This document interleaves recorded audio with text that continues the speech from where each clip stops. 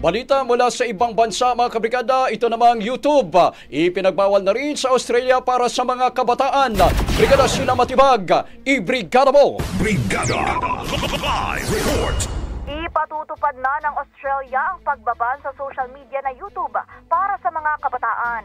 Ibig sabihin, kabilang na ang YouTube sa ilan pang online platforms na una nang ipinagbawal para sa mga bata roon.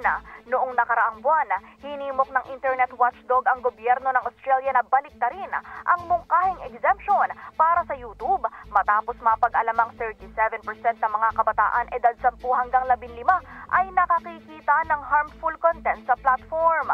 Umapela rin ang iba pang kumpanya gaya ng Facebook, Instagram, Snapchat at TikTok na ang hindi pagsasama sa YouTube sa ban ay hindi patas. Sa isang pahayag, sinabi ni Prime Minister Anthony Albanese na walang dudang may negatibong epekto ang online platform sa mga Australian kids at nais nilang ipaalam sa mga magulang na nakasuporta ang gobyerno sa pagtugon sa usaping ito. Samantala, sinabi naman ng YouTube na nakikiisa ito sa adhikain ng Australia na mabawasan ang online harms. In the heart of changing lives, ako si Brigada Sheila Matibag ng 15.1 Brigada News FM Manila. The Musica News.